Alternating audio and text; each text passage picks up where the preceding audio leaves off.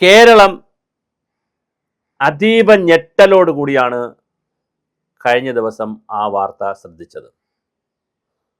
നാമൊക്കെ സ്കൂളുകളിൽ കുഞ്ഞുങ്ങളെ അയക്കുന്നത് അംഗനവാടി മുതൽ മുകളിലോട്ട് പഠിക്കാൻ അയക്കുന്ന കുട്ടികളുടെ മാതാപിതാക്കളായാലും പ്ലേ സ്കൂളിൽ കൊണ്ടാക്കി LKG UKG സ്കൂളൊക്കെ വഴി അങ്ങനെ പോകുന്ന സ്ട്രീമിൽ ഏത് സ്ട്രീമായാലും, ഞാൻ സ്ട്രീം ഏതെന്ന് പറയുന്നില്ല, ബാലവാടി, നഴ്സറി അങ്ങനെ പോകുന്ന സ്ട്രീമായാലും ഏത് സ്ട്രീം വഴിയായാലും കുട്ടികളെ കൊണ്ടുപോയി സ്കൂളിൽ ചേർക്കുന്നത് അവരുടെ ജ്ഞാനം നേടുന്നതിനും നോളജ് അക്വയർ ചെയ്യുന്നതിനും സർട്ടിഫിക്കറ്റിന് വേണ്ടി മാത്രമല്ല.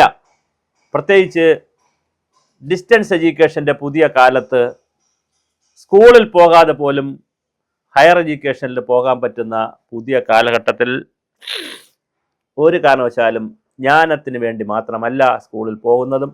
അങ്ങനെയല്ല കൺസെപ്റ്റ്. കുട്ടികളുടെ സ്വഭാവ രൂപീകരണം വളരെ പ്രധാനമാണ്. കുട്ടികളുടെ സ്വഭാവം നല്ലതായി രൂപീകരിക്കണമെങ്കിൽ അധ്യാപകർ റോൾ മോഡലായിരിക്കണം. എപ്പോഴും പറയുന്ന ഒരു കാര്യമാണ്.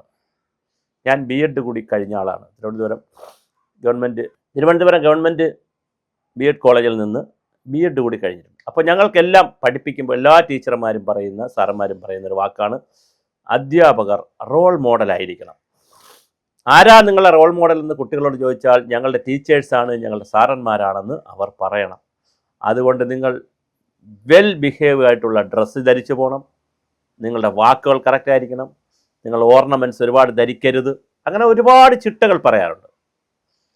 എല്ലാറ്റിനും അപവാദമായി സ്വന്തമായി MDMA ഉപയോഗിക്കുക, MDMA വിൽക്കുക, വലിയ പണമുണ്ടാക്കുക. 4 വനിതാ അധ്യാപകരെയാണ്, ടീച്ചർമാരെയാണ് പേരാമ്പ്ര ബ്ലോക്കിലെ BRCയിൽ നിന്ന് കേരള സർക്കാരിൻ്റെ ഓപ്പറേഷൻ തൂഫാൻ്റെ ഭാഗമായി പൊക്കിയത്. 4 പേരെയാണ്. 4 പേരും ഇടതുപക്ഷ സഹയാത്രികരാണ്. അവർ വലിയ വിപ്ലവ പാട്ടൊക്കെ പാടുന്ന വീഡിയോസൊക്കെ ഭയങ്കര വൈറലാണ്. 4 പേരും ബ്ലോക്ക് റിസോഴ്സ് സെൻറ്ററിൻ്റെ ഭാഗമായി ഈ എല്ലാ ബ്ലോക്കുകളിലും ഈ SSKയുടെ അല്ലെ SSAയുടെ സർവശിക്ഷാ അഭിയാൻ്റെയൊക്കെ ഭാഗമായി BRCയിൽ പ്രവർത്തിക്കുന്നുണ്ട്.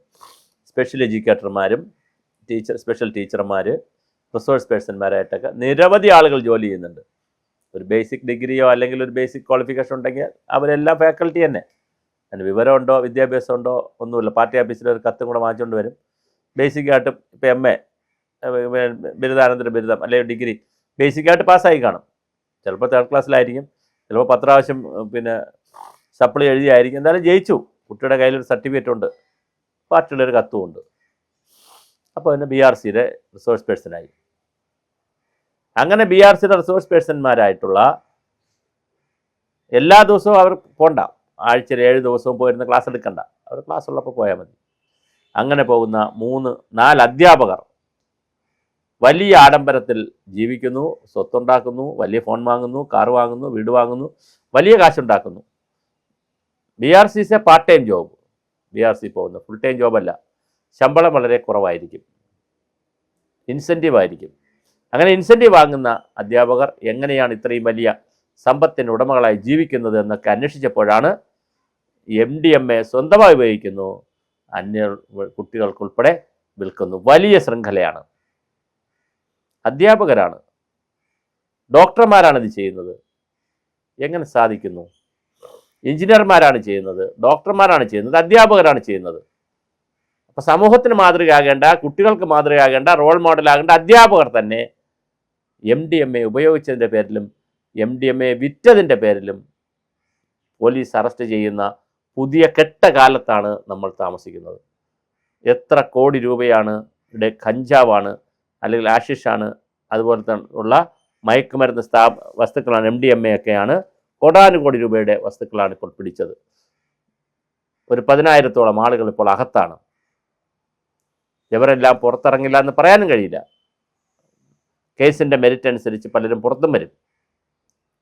പക്ഷേ നമ്മുടെ സംസ്ഥാനത്ത് കുട്ടികളെ അയക്കുന്ന, സ്കൂളുകളിൽ അയക്കുന്ന കുട്ടികളെ കൃത്യമായി MDMAയുടെയും മയക്കുമരുന്നിൻ്റെയും ഇത്തരത്തിലുള്ള വസ്തുക്കളുടെയൊക്കെ ഒരു ഹബ്ബാക്കി സ്കൂളുകളെ മാറ്റുന്നതിൽ സാധാരണ നമ്മൾ തെറി പറയുന്നത് പുറത്തുള്ള ആളുകളെയാണെങ്കിൽ ഇത് സ്കൂളിനകത്തുള്ള കുട്ടികളെ മക്കളെപ്പോലെ സ്നേഹിക്കുന്ന അല്ലെങ്കിൽ സ്നേഹിക്കേണ്ടുന്ന വനിതകൾ അല്ലെങ്കിൽ സ്ത്രീകളടക്കമുള്ള അധ്യാപകർ, ടീച്ചർമാരാണ് ഇതിനകത്ത് പ്രതികളായി വന്നിരിക്കുന്നു എന്നുള്ളത് ഇതിൻ്റെ സംഭവത്തിൻ്റെ ഗൗരവം വർദ്ധിപ്പിക്കുന്നതാണ്. വലിയ ശിക്ഷയാണ് അവർക്ക് നൽകേണ്ടത്. പിരിച്ചുവിട്ടാൽ മാത്രം പോരാ, വളരെ വലിയ ശിക്ഷ നൽകണം. ജയിലിൽ പിടിച്ച് കിടത്തണം. ജയിലിടിഞ്ഞാലും പുറത്ത് വരരുത്. കാരണം അത്ര വലിയ പാതകമാണ്, തെറ്റാണ് അവർ 4 പേര് ചെയ്തിരിക്കുന്നത്. 4 അധ്യാപകരാണ് ചെയ്തിരിക്കുന്നത്, അധ്യാപികമാരാണ്. ബാക്കി എത്ര പേർക്ക് അവർ കൊടുത്തിട്ടുണ്ട്, എന്താണ് അവരുടെ കഥയെന്നറിയില്ല. എന്തായാലും 4 പേരെ ഇപ്പോൾ പിടിച്ചിട്ടുണ്ട്. അവർ സംഘടിതമായി ഇത് വിൽക്കുന്നു, ഇത് ഉപയോഗിക്കുന്നു, രാജകീയമായി ജീവിക്കുന്നു. ഇതിനെതിരെ രാജകീയമായി ജീവിക്കുന്നതിന് കുഴപ്പമില്ല, അത് അധ്വാനിച്ച് ജീവിക്കണം, അല്ലെങ്കിൽ പരമ്പരാഗതമായി കിട്ടിയ സ്വത്ത് ഉപയോഗിച്ചാവണം.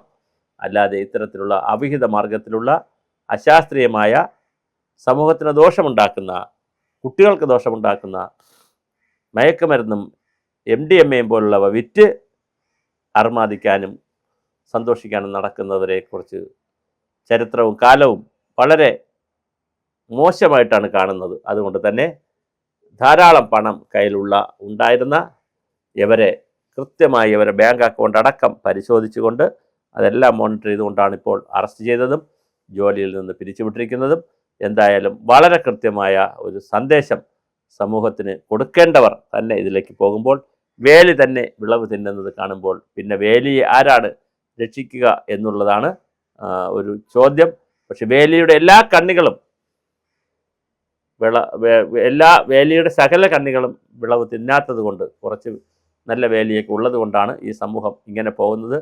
അതുകൊണ്ട് കൃത്യമായ, വളരെ വളരെ വളരെ കൃത്യമായ നടപടി ഇതിനകത്ത് ഉണ്ടാകുമെന്ന് കരുതാം. 4 പേരും അതുപോലെ തന്നെ അവർ കൊടുത്തിരിക്കുന്ന കുട്ടികളും ആരൊക്കെ വാങ്ങി, ആരൊക്കെ ഉപയോഗിച്ചു, ഏത് ശൃംഖലയാണ്, ഈ മുഴുവൻ കണ്ണികളെയും വിളിച്ചെത്ത് കൊണ്ടുവരാനും മുഴുവൻ കണ്ണികളെയും ബ്രേക്ക് ചെയ്യാനും ഗവൺമെൻറ്റിനും ഓപ്പറേഷൻ തൂഫാൻ സംഘത്തിനും കഴിയട്ടെ. എന്തായാലും വളരെ ഗുരുതരമായ ഒരു വിഷയമാണ്. ടീച്ചർമാരെ ഇതിൽ പിടിക്കുന്നു, ഡോക്ടർമാരെ പിടിക്കുന്നു, എഞ്ചിനീയർമാരെ പിടിക്കുന്നു, പ്രൊഫഷണലുകളായിട്ടുള്ള ആളുകളെ വരെ മയക്കുമരുന്നിൻ്റെ കച്ചവടത്തിൽ പിടിക്കേണ്ടി വരുന്നു എന്നുള്ളത് ഒരു വർത്തമാനകാല യാഥാർത്ഥ്യമായി മാറിയിട്ടുണ്ട്.